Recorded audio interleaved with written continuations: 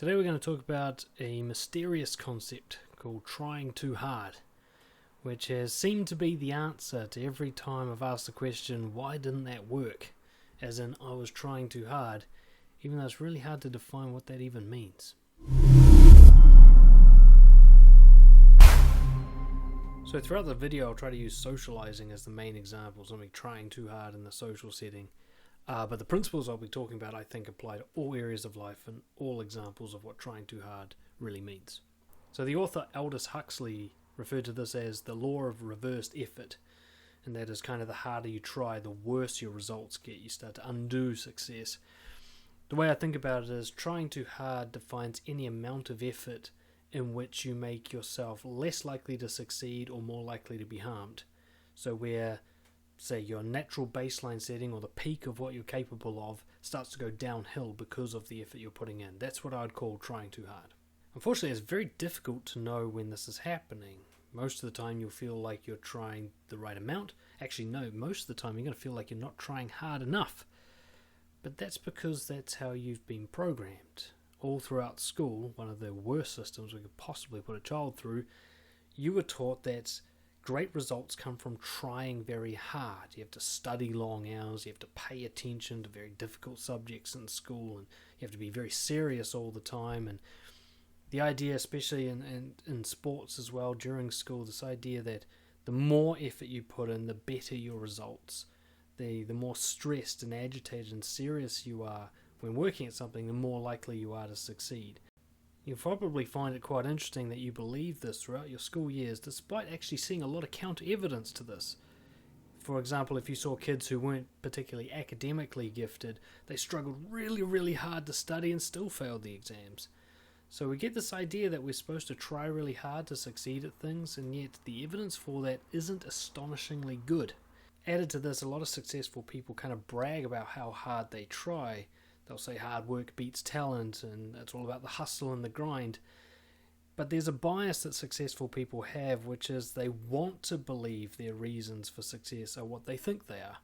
But often it's something completely different. Somebody who did the grind for 18 hours a day and worked harder than anybody else might have actually been successful because of a few lucky relationships that they had, and actually the grind was a waste of time. If they'd just focused on those relationships, they would have had the same level of success. Now that's not what they're going to tell you. They're going to tell you it's because they worked hard, but actually what if a lot of their hard work was a waste of time, but they don't know it? You usually only find out that you've been trying too hard when you fail miserably after a huge investment of effort, which is a pretty fucking awful time to find out. And even when you realize that trying too hard is the reason why it didn't work out, you still really have no idea what that means, and so you're doomed to repeat it. Some classic examples, these are all relevant from my own life. Trying really hard at work so that you'll get a promotion, burning yourself out, and then just some dickhead gets the promotion instead of you. This is very much from my recent life. Trying to get a baby to sleep, lots of sleep training and effort and lots of different ideas and stuff, and all that does is make an already hard situation 10 times more stressful, and still the baby doesn't sleep. Or dieting like crazy and trying all these different ideas all the time, and you just end up binging and gaining weight as you get older.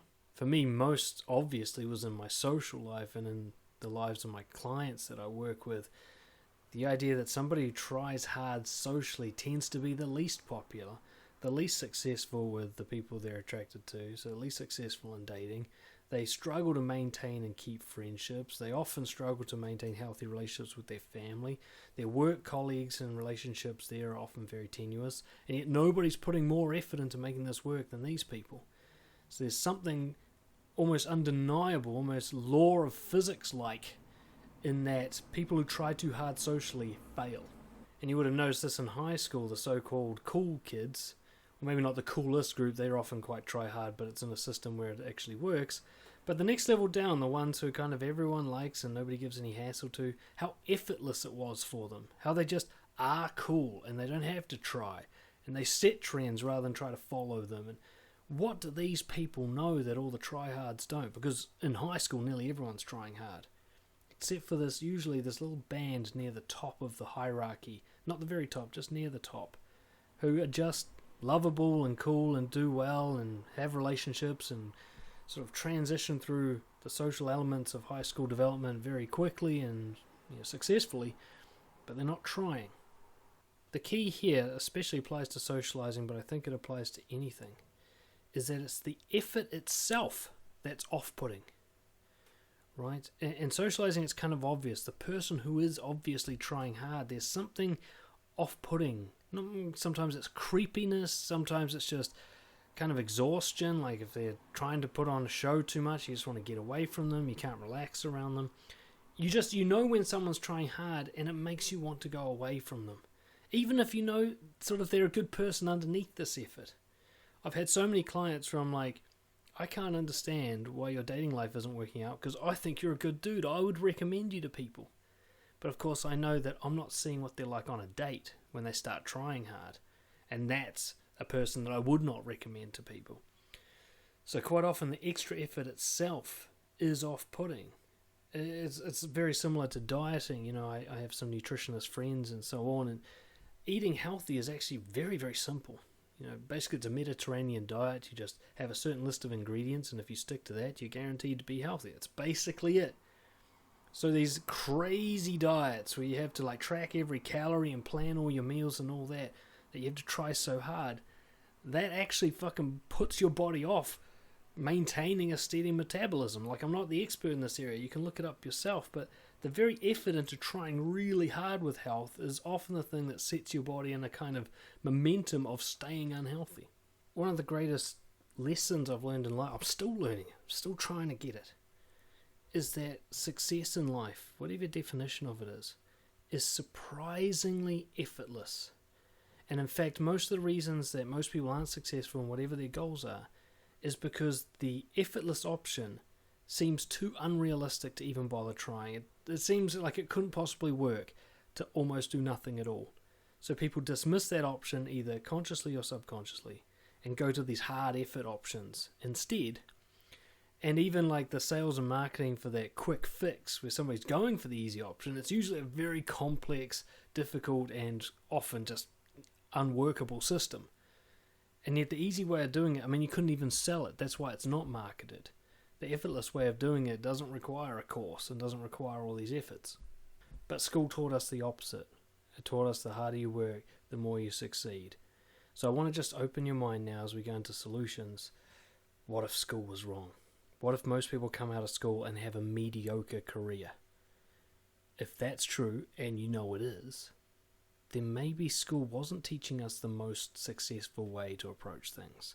Maybe the try-hard method sucks, and maybe you actually already fucking know that because you've done it so many times and it's always sucked. And for those of you who tried really hard and succeeded, ask yourself, was it the trying hard that was really the secret to my success? Or did something else happen within trying hard that did all the work and the rest was a waste of time and I just don't want to admit it to myself? I know some property investors, for example, and they work about 4 to 5 hours a week to make a very high 6-figure a year income. Now, there are also entrepreneurs I know who grind for 16 hours a day, 6 days a week, and make the same level of income.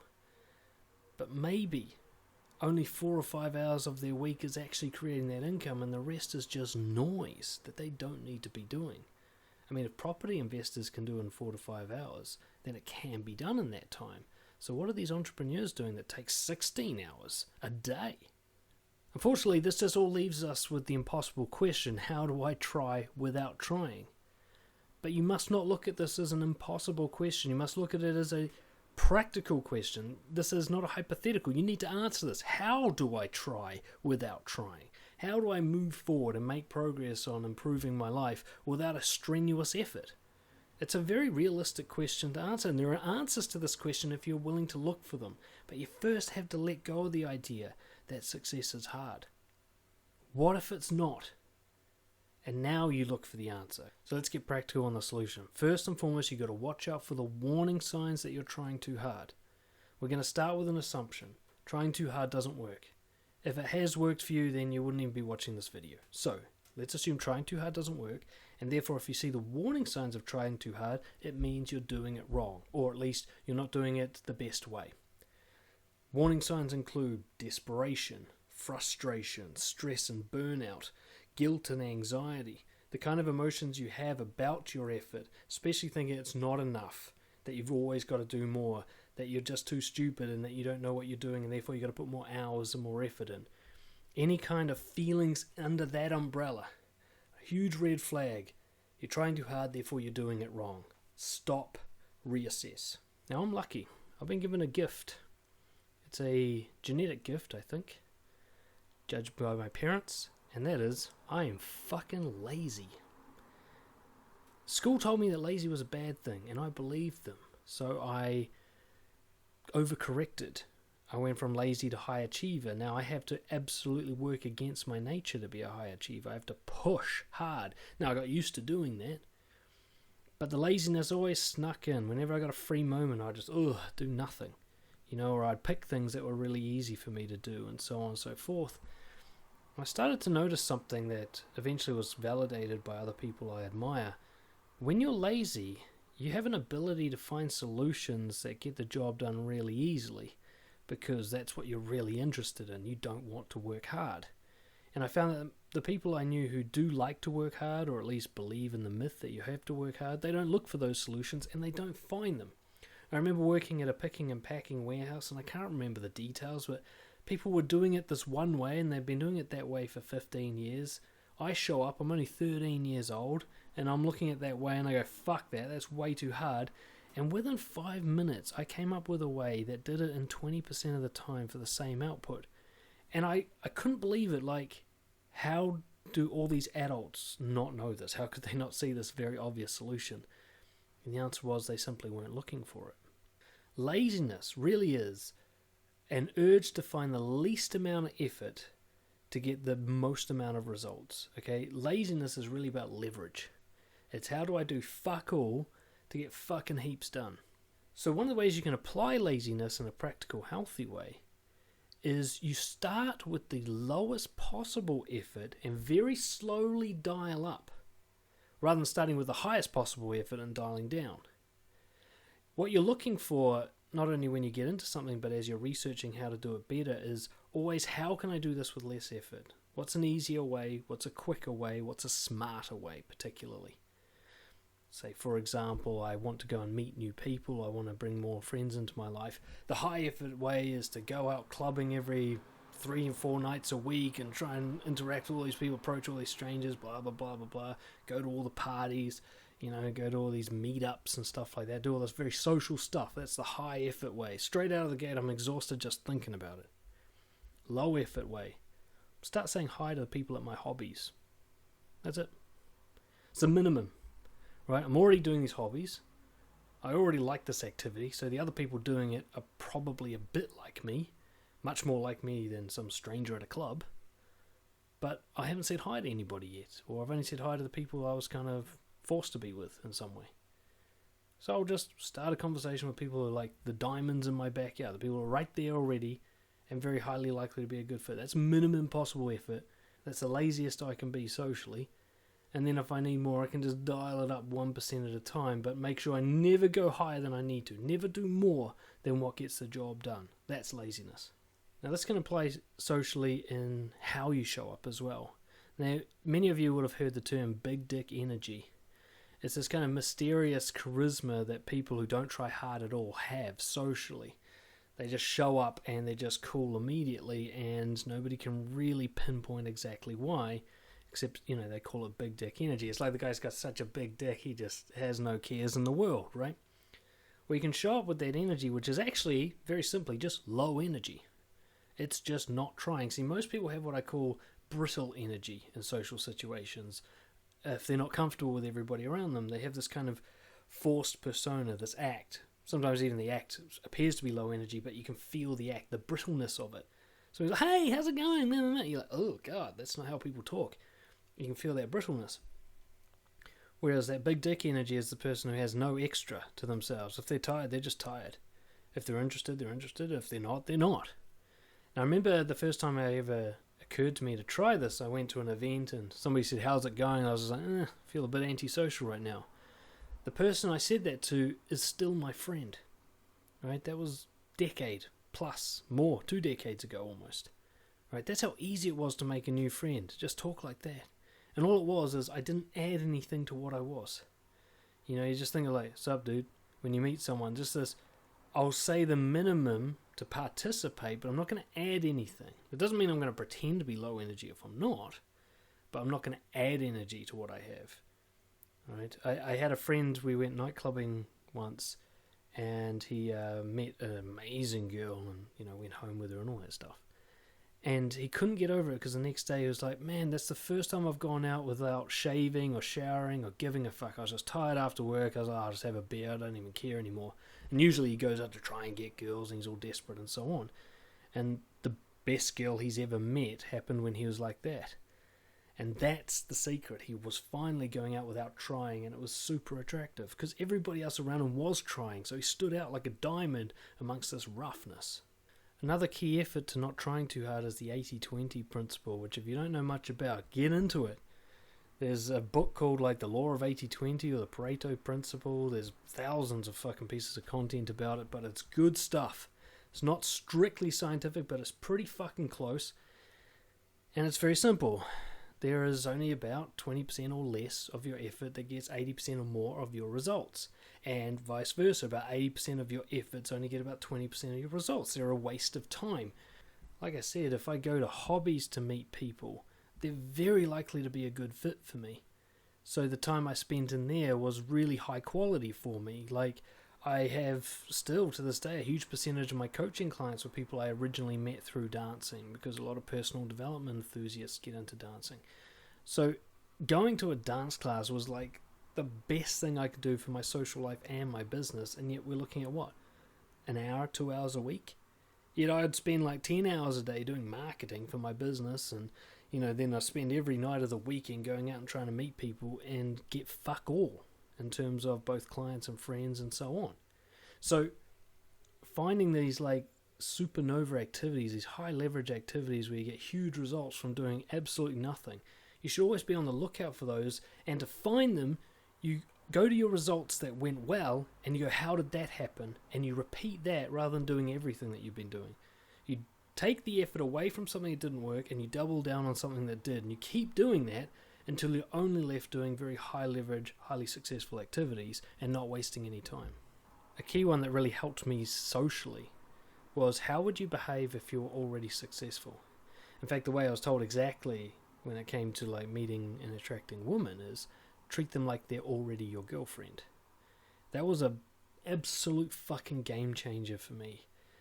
And to treat somebody like they're already your girlfriend means as if they're already in your life, you're already comfortable with them, you got nothing left to hide, nothing to prove, doesn't matter what happens because they love you anyway. That kind of attitude, if you bring that to a complete stranger, you'd be amazed at how quickly they catch on.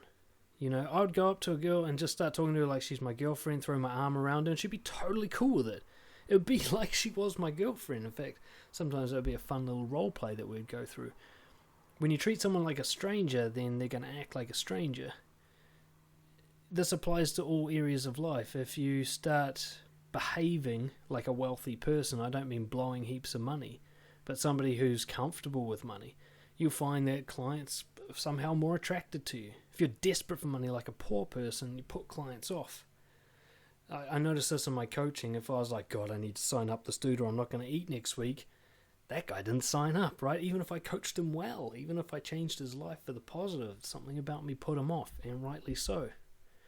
But when I started just forcing myself to talk to every new client as if I already have a full caseload and this person's an optional extra if we both feel like it, and to talk in such a way to make it true, I'd say, look, it's up to you if you want to join. I'm not going to put any pressure on you. And I eliminated all the sales techniques, and I eliminated all the kind of money objection removers and all the stuff I'd learned to desperately get clients. Suddenly clients start flowing in. I'm like, it's your choice, dude. You either like it or you don't. I'm cool either way. I found that as I said it was true. You know, I felt relaxed. I could enjoy myself in the coaching yet again. And they were more likely to sign up.